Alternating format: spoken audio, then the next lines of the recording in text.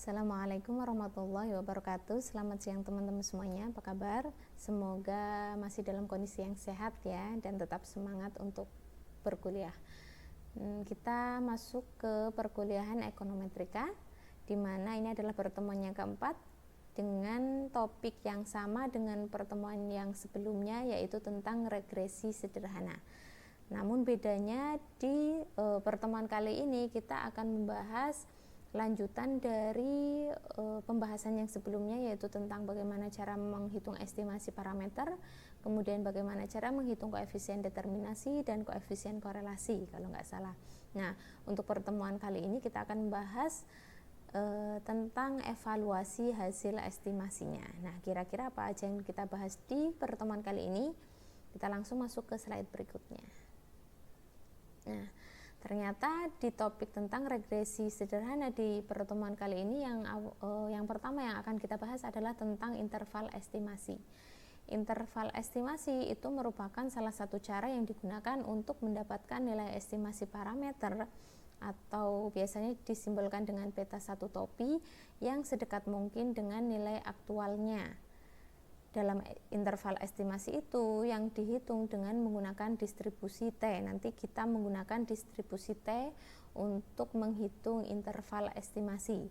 Nah, selanjutnya jika asumsi 1 sampai 6 dari metode OLS yang sudah kita bahas di topik yang sebelumnya itu dipenuhi oleh regresi sederhana dengan dua variabel, maka distribusi T dapat dinyatakan dengan rumus yang nomor 1 ini. T sama dengan BK topi, berarti ini adalah nilai estimasi dari parameter BK dikurangi dengan nilai aktual dari BK-nya dibagi dengan standar errornya, mendekati nilai dari uji T dengan N itu adalah banyaknya observasi atau biasanya banyaknya data, dan K itu adalah banyaknya variabel yang kita pakai. Karena di sini kita merupakan regresi sederhana, yang kita gunakan hanya ada 2 variabel.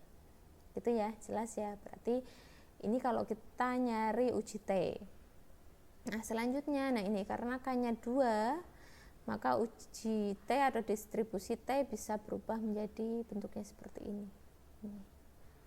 Di mana var BK topi itu artinya variansi BK topi, dan SE BK topi itu berarti standar error yang bisa kita peroleh dari akar variansinya. Ingat-ingat ya, ini gampang sekali.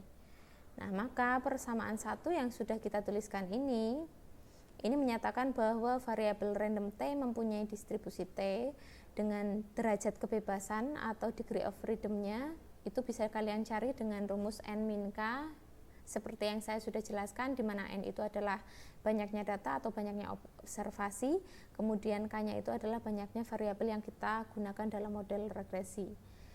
Variabel random T dalam persamaan 1 itu digunakan untuk interval estimasi maupun uji hipotesis di dalam model regresi sederhana. Pertanyaannya, kenapa kita perlu menghitung interval estimasi? Ya enggak? Pasti kan pertanyaan kalian seperti itu.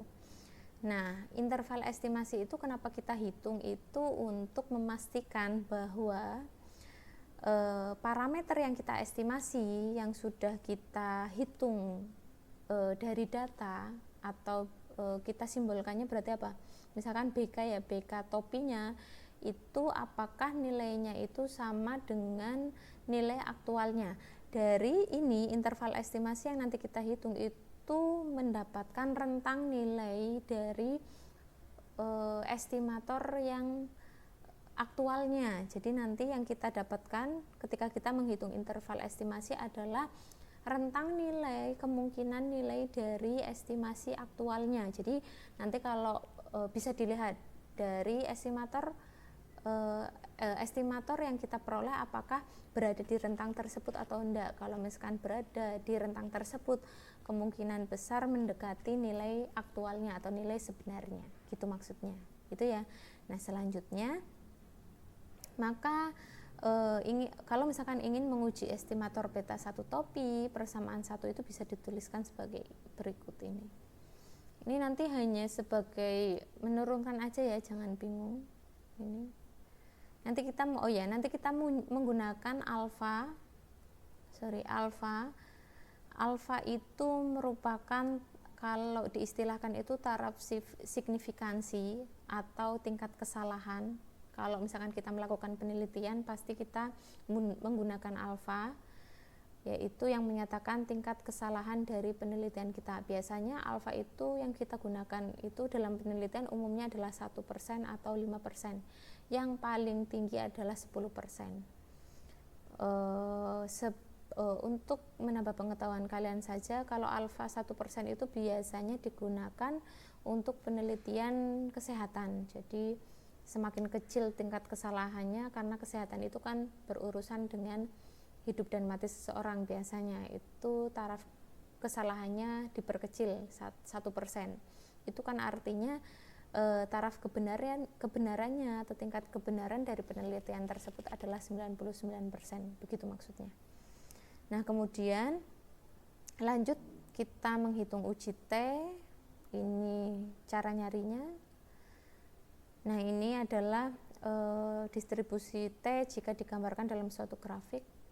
Ini nanti lebih jelasnya kalau kita melakukan uji hipotesis. Ini awal saja gambarnya. Nah, ini yang penting, rumus yang ketiga itu kalau misalkan kita ingin mencari interval estimasi dari variabel estimator beta 0 topi dan beta 1 topi dari model regresi sederhana yang sudah kita dapatkan adalah caranya seperti ini. Ini ya, beta 1 topi plus minus T dengan N min K itu adalah derajat kebebasan dikalikan dengan alfa per 2 nya adalah taraf signifikansi atau tingkat kesalahan, dikalikan dengan standar error dari estimator beta 1. Nah, ini untuk yang beta 0. Jadi ini untuk mencari interval estimasinya ya. Ini. Nah, kalau belum jelas kita masuk ke contoh yang pertama.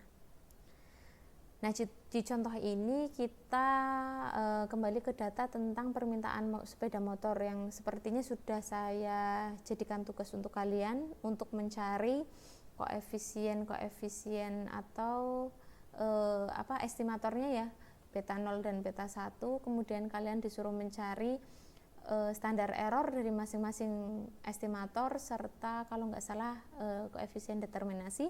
Kalau misalkan hitungan kita sama, maka koefisien estimasi dari beta 0 dan beta 1 diperoleh ini ya. Ini. Kemudian standar error dari masing-masing estimasi beta 0 dan beta 1 ini. Nah, yang ditanyakan adalah berapa nilai interval estimasi untuk keduanya jika diasumsikan alfanya adalah 5% atau tingkat kesalahannya 5%. Nah, penyelesaiannya kalau kita menggunakan alfa 5% itu artinya sebesar 95% merupakan estimasi yang dapat dipercaya. Artinya berarti tingkat kepercayaannya 95%. Itu valid, kevalidannya dari hasil yang kita peroleh. Dengan kita menghitung dulu derajat kebebasan atau degree of freedom-nya, yaitu N min K. N itu adalah jumlah observasi atau jumlah data yang kita pakai, sepertinya kemarin itu 8 kalau nggak salah.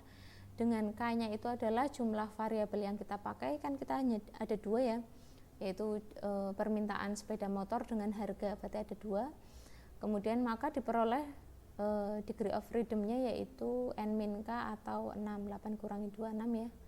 Dengan kita menggunakan T-nya itu untuk yang 2 sisi. Nanti kita lebih paham tentang 1 sisi, 2 sisi itu penjelasan tentang uji hipotesis.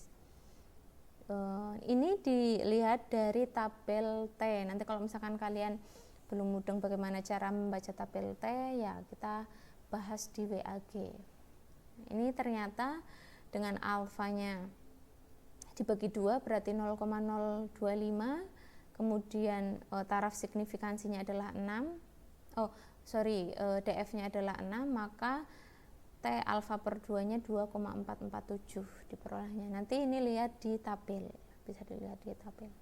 Maka diperoleh ini untuk beta 1, kemudian ini untuk beta 0. Tinggal dimasukkan aja ya. Ini adalah T6, kemudian 0,025 itu kalian bisa lihat di tabel uji T. Tabelnya sudah saya share ke kalian, tinggal melihat saja nanti DF-nya berapa dengan alfanya berapa gitu. Nanti lihat di tengah-tengah angkanya, itu gampang sekali. Nah, ini artinya apa? Nilai-nilai seperti ini. Nah, dengan kepercayaan 95% nilai yang sebenarnya untuk beta 1, jadi nilai aktual dari beta 1 itu berada di interval min 225 ditambah 30,7612 atau ini senilai min 194,2388 dan sampai min 255,7612, berarti min 225 dikurangi 30,7612. Jadi nilai aktualnya dari beta 1 itu antara interval ini. Kemudian nilai aktual untuk beta 0 itu berarti tinggal dijumlahkan aja, berarti dari yang terendah dulu ya, berarti 2321,75 dikurangi 314 berarti 2006,9943 sampai ini 2321,75 dijumlahkan 314,7557 berarti sampai 2636,5057. Berarti intinya adalah dalam interval estimasi itu digunakan untuk mencari interval dari nilai sebenarnya ketika kita sudah mendapatkan nilai estimator atau nilai perhitungannya, estimasinya. Gitu ya. Nanti bisa dicek kira-kira nilai estimasi yang kita peroleh itu sudah mendekati nilai aktualnya atau tidak. Itu dilihat dari apakah nilai estimator yang kita peroleh itu berada di interval ini atau tidak, gitu maksudnya. Jelas ya? Itu untuk pembahasan tentang interval estimasi. Nah, selanjutnya di pembahasan kedua tentang regresi sederhana adalah uji hipotesis. Nah, sekarang kita belajar tentang definisinya dulu. Hipotesis itu didefinisikan sebagai pernyataan tentang sifat populasi. Gitu. Berarti pernyataan, suatu asumsi. Nah, uji hipotesis itu merupakan suatu prosedur untuk pembuktian kebenaran sifat populasi berdasarkan data sampel. Jadi kita menggunakan, karena dalam penelitian kan kita hanya bisa memakai data sampel. Kenapa nggak bisa memakai data populasi? Sudah saya jelaskan di pertemuan sebelumnya. Karena data populasi itu terlalu besar, terlalu banyak memakan waktu, terlalu banyak memakan biaya dan sebagainya. Nah, uji hipotesis ini digunakan untuk membuktikan kebenaran dari suatu pernyataan dari sampel untuk sifat populasinya gitu. Jadi kita meneliti sampel, tapi nanti dari sampel tersebut kita menguji kebenaran dari sifat populasi yang kita uji itu atau kita teliti itu. Nah, dalam uji hipotesis itu ada dua hipotesis. Dalam penelitian itu ada dua hipotesis. Yang pertama adalah hipotesis 0. Biasanya disimbolkan dengan H0. H0 itu merupakan keyakinan peneliti yang akan dibuktikan kebenarannya dengan menggunakan data sampel. Jadi biasanya H0 itu berisi asumsinya si peneliti atau pernyataan yang peneliti pikirkan untuk diuji kebenarannya. Gitu ya. Nah, biasanya pernyataan yang akan diuji kebenarannya itu ditaruh di H0. Jelas ya. Nah, kemudian ada yang namanya hipotesis alternatif atau alternatif hipotesis. Biasanya itu disimbolkan dengan HA, atau buku lain itu bisa menuliskan H1. Sama saja ya, itu artinya atau menyimbolkan hipotesis alternatif, yaitu hipotesis lawan atau alternatif dari hipotesis 0, dan akan diterima hipotesis ini jika kita menolak hipotesis awalnya atau hipotesis 0-nya. Jadi ada pilihannya, ada alternatif yang lain ketika kita menolak hipotesis yang kita sudah berikan atau nyatakan. Jelas ya, jadi nanti dalam uji hipotesis itu ada dua, hipotesis 0 dan hipotesis alternatif. Nah, selanjutnya dalam menguji kebenaran hipotesis dari data sampel, statistik telah mengembangkan uji T. Jadi nanti dalam uji hipotesis itu kita bisa menggunakan uji T. Sebenarnya pemakaian uji itu dalam suatu uji hipotesis itu tergantung apa yang akan kita uji gitu, karena uji dalam statistik itu banyak, ada uji T, uji F gitu ya, uji chi-square dan sebagainya. Tapi untuk kebenaran hipotesis dari data sampel ya salah satunya menggunakan uji T. Kemudian uji T itu merupakan suatu prosedur di mana hasil sampel dapat digunakan untuk verifikasi kebenaran atau kesalahan hipotesis nol. Nah, yang sudah dijelaskan tadi bahwa uji T itu ya salah satu uji yang dikembangkan dalam statistik untuk menguji kebenaran hipotesis dari data sampel. Nah, selanjutnya keputusan untuk menerima atau menolak H0 dibuat berdasarkan nilai uji statistik yang diperoleh dari data. Nah, gimana caranya? Oh ya, sebelumnya kita juga harus mengetahui jenis uji hipotesis. Yang pertama adalah uji hipotesis dua sisi. Nah, di uji hipotesis dua sisi ini digunakan ketika peneliti itu memiliki dugaan yang kuat atau dasar teori yang kuat dalam penelitian. Jadi kalau misalkan dugaannya kuat atau pendapatnya kuat, maka bisa menggunakan uji dua sisi. Nah, prosedur dalam uji ini biasanya itu digunakan untuk kasus hubungan antara dua variabel dalam regresi dapat bernilai positif atau negatif. Oh ya, jadi hasilnya nanti bisa bernilai positif dan atau negatif. Jadi masih umum, karena kalau kalian perhatikan uji dua sisi itu bisa dituliskan atau dinyatakan dalam bentuk seperti ini. H0 sama dengan beta 1 tidak sama dengan 0. Alternatifnya beta 1 sama dengan 0 dan beta 1 untuk alternatifnya tidak sama dengan 0. Berarti nanti dalam uji hipotesis ini hubungannya itu bisa bernilai positif, bisa negatif, jadi masih umum karena ini tidak sama dengan gitu ya. Nah, selanjutnya, sebagai contoh dalam hipotesis alternatif dinyatakan bahwa pendapatan bisa memiliki hubungan positif atau negatif tergantung dengan jenis barangnya. Jika dilihat dari koefisien pendapatan yang nilainya tidak sama dengan 0, yakni beta 1 tidak sama dengan 0, sedangkan hipotesis nolnya adalah pendapatan tidak berpengaruh terhadap jumlah permintaan barang, ditunjukkan oleh koefisien beta 1 sama dengan 0. Jadi biasanya untuk uji dua sisi itu pernyataannya itu lebih ke berpengaruh atau tidak berpengaruh gitu, tapi tidak, bahasanya itu berbeda nanti kalau misalkan kalian ngomongnya itu pengaruhnya negatif atau pengaruhnya positif gitu. Kalau bahasanya itu ke pengaruh positif, itu berarti nanti ada uji satu sisi gitu ya. Jadi kalau misalkan di uji dua sisi itu lebih umum, mempunyai pengaruh terhadap X, mempunyai pengaruh terhadap Y, atau X tidak mempunyai pengaruh terhadap Y gitu, lebih umum. Nah, selanjutnya ada uji hipotesis satu sisi. Nah, uji ini dipilih jika peneliti memiliki landasan teori atau dugaan yang kuat dalam penelitian. Kalau uji hipotesis dua sisi itu kan kalau peneliti tidak memiliki dugaan yang kuat ya, jadi punya pengaruh atau tidak pengaruh kayak gitu, lebih umum. Maka kalau misalkan uji hipotesis satu sisi itu jika peneliti memiliki landasan teori atau dugaan yang kuat dalam penelitian. Nah, biasanya dituliskannya itu seperti ini. Ini berarti pengaruhnya negatif, beta 1 kurang dari 0, dan ini adalah pengaruhnya positif, beta 1 lebih besar dari 0. Gini ya. Nah, masing-masing,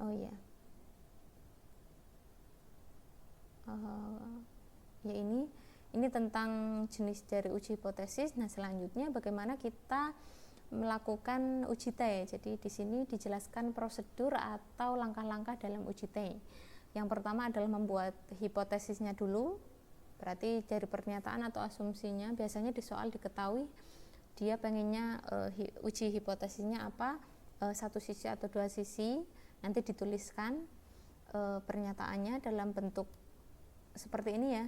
Ini atau yang dua sisinya berarti yang seperti ini.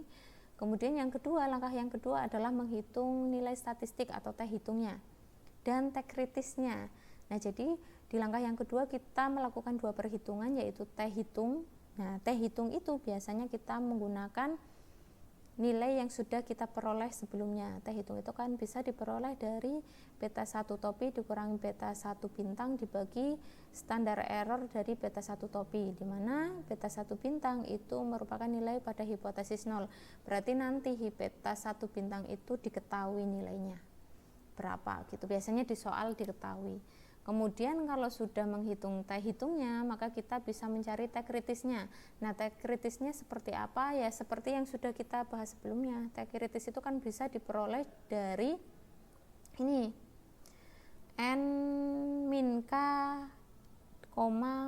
alfa atau alfa per 2. Nah, kalau misalkan ngitung T kritisnya, kalau dia dua sisi, otomatis alfanya dibagi 2. Nanti karena ada 2 daerah penolakan, kemudian kalau yang satu sisi berarti alfanya pakai 1 aja.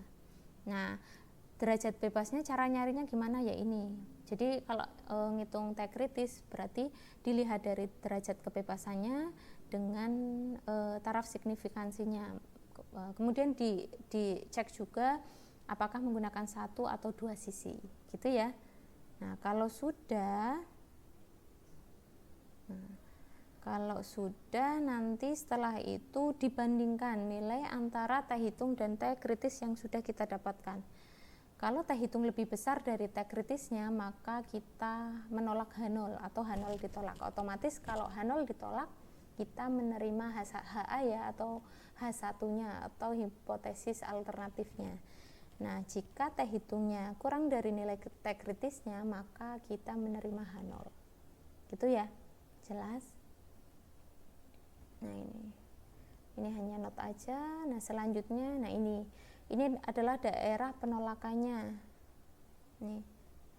Ini yang dua sisi ya, kalau kalian perhatikan ini, karena ini alfanya ada 2, berarti kanan kiri dibagi 2. Ini dua sisi. Ini daerah penolakannya, berarti ini adalah T kritisnya nanti. T kritisnya, T di tabelnya berarti. Ini adalah nilai T tabelnya, nanti ada 2 karena dia dua sisi, ada yang positif dan di sini ada yang negatif. Misalkan T hitungnya 0,5 ya berarti ini 0,5, ini min 0,5. Nah, nanti kira-kira T hitungnya, ini T tabelnya, kemudian T hitungnya itu kira-kira berada di mana. Kalau T hitung berada di sini berarti kita menolak H0. Tapi kalau misalkan T hitung yang kita peroleh berada di daerah sini, ini ya, maka kita gagal menolak H0 atau bahasa lainnya adalah menerima H0. Gitu ya. Nah, ini lanjut. Ini untuk yang satu sisi tapi yang positif di sini kalau kalian lihat, berarti kita lihat berarti yang miring itu sisi kanannya. Nanti ada di sisi kanan penolakannya, gitu ya. Daerah penolakannya ada di sisi kanan. Kalau yang ini daerah penolakannya karena ini juga satu sisi tapi yang kiri penolakannya, gitu. Nah, untuk lebih jelasnya ini bisa kalian lihat di contoh yang kedua. Soalnya sama seperti yang sudah saya kasih di kalian, yaitu hubungan antara jumlah permintaan sepeda motor dengan tingkat harga. Kalau diregresikan ternyata persamaan regresinya seperti ini. Coba nanti kalian cek ya. Dengan standar error dari beta 0 itu sekian, standar error dari beta 1-nya sekian. Kemudian ini koefisien determinasinya ternyata senilai 0,9808 atau 98,08%. Berarti bagus ya. Ingat kalau determinasi, koefisien determinasi itu mendekati 100%, kita bisa menyimpulkan bahwa model regresi yang kita peroleh itu bisa menjelaskan datanya itu sebesar 98,08%. Jadi bagus intinya. Nah, kalau misalkan kita menginginkan melakukan uji hipotesis dari estimasi ini dengan alfanya 5%, ini pengen diuji apakah harga berpengaruh negatif, karena ini kan kita peroleh negatif ya. Ini karena harga ternyata dari regresi ini dilihat harga itu berpengaruh negatif terhadap jumlah permintaan. Apakah benar? Karena kita menganggap bahwa sudah jelas dia nilainya negatif, otomatis kita menggunakan uji satu sisi, di mana kita sudah yakin dengan pernyataan itu atau hipotesis itu. Nah ini, maka hipotesisnya ini bisa dituliskan seperti ini. Beta 1 tidak sama dengan 0 dan beta 1-nya kurang dari 0 untuk hipotesis alternatifnya. Jelas ya, ini berarti satu sisi. Maka langkah yang kedua, kalau kita sudah mendapatkan hipotesisnya, kita menghitung T hitung dan T tabel. T hitungnya bisa dicari dengan rumus yang ini ya. Ini dimana beta 1 bintangnya itu nilainya 0, karena kita minta ini ya, ini beta 1 bintangnya di hipotesisnya, kita tuliskan 0 di sini. Kemudian ini adalah standar error dari beta 1-nya, ternyata T hitungnya diperoleh min 17,8983. Kemudian kita nyari juga T tabelnya dengan derajat bebasnya kan 6. Kemudian alfanya karena kita pakai karena kita pakai satu sisi, maka alfanya nggak usah dibagi 2, pakai 0,05 aja. Maka kalau kalian lihat di tabel uji T itu nilainya dengan DF-nya 6, alfanya 0,05, nilainya adalah min 1,943. Nah, kalau kalian gambarkan di grafik, misalkan kalau kalian pengen menggambarkan ya, karena dia itu uji satu sisi ya, beta 1 kurang dari 0, berarti biasanya kita gambarkannya pakai ini ya, ini, dan di sini itu berarti nilai min 1, ini adalah T tabelnya, min 1, tadi berapa ini? Min 1,943, berarti ini min 1, di sininya min 1,943. Kemudian dibandingkan T tabelnya, T hitungnya itu min 17. Nah, kira-kira min 17 itu di mana? Di kiri atau di kanannya T tabel? Di kirinya ya. Di kirinya, karena min 17 itu kan lebih besar. Lebih kecil, angkanya lebih besar tapi lebih kecil nilainya. Maka kalau kalian perhatikan, dia berada di daerah menolak H0. Nah ini, atau misalkan kalau dilihat dari gambar itu seperti itu. Jadi T tabelnya ini min 1,9, kemudian T hitungnya kan tadi min 17, itu kan nilainya ke kiri di sini, di ranah sini ya, di daerah sini. Di sini. Ternyata karena T hitung berada di daerah sini, di mana ini adalah daerah penolakan H0, ya udah, maka kesimpulannya kita menolak H0. Itu kalau kita melihat dari tabelnya. Tapi untuk lebih gampangnya ya tinggal di sini aja. T hitungnya berapa? Min 17,89. Itu kan lebih besar dari T kritisnya atau T tabelnya. Nilainya ya besarannya. Maka H0 ditolak. Atau dengan kata lain kita menerima H alternatif HA atau H1-nya. Nah, kalau kita menerima HA, kalau kalian perhatikan ini kan menyatakan beta 1 kurang dari 0, atau beta 1 itu kan merupakan koefisien di X1-nya ya, ini kan beta 0, ini beta 1. Ini kan koefisien dari variabel tingkat harga. Itu kan berarti menyatakan, kalau dibahasakan itu berarti harga itu berpengaruh negatif, di sini kurang dari 0, berpengaruh negatif terhadap jumlah permintaan sepeda motor. Gitu ya, jelas ya. Nah, kalau nggak ada pertanyaan silakan kalian pelajari lagi. Ini ada note.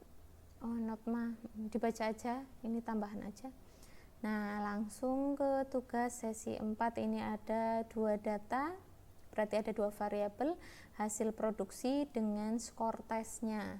Hasil produksi itu dianggap Y dan skor tesnya dianggap X, ada 8 data doang. Nah, yang ditanyakan ini silakan dikerjakan. Ini sebagai latihan soal aja, tidak dikumpulkan. Tapi besok saya tanyakan random 1 orang ya. Nah, ini tentukan persamaan regresinya, tentukan koefisien determinasi dan korelasinya, kemudian tentukan interval estimator dan lakukan uji hipotesis dengan alfanya 5%. Nanti asumsinya berarti atau hipotesisnya berarti apakah skor itu berpengaruh terhadap hasil produksi enggak. Nanti yang keempat silakan dikerjakan uji hipotesisnya yang 2 arah saja. Gitu ya untuk pertemuan kali ini, membahas tentang regresi sederhana dengan pembahasan antara yaitu interval estimasi dengan uji hipotesis. Kalau ada pertanyaan silakan masuk ke WhatsApp grup. Kalau tidak ada, saya akhiri. Wassalamualaikum warahmatullahi wabarakatuh.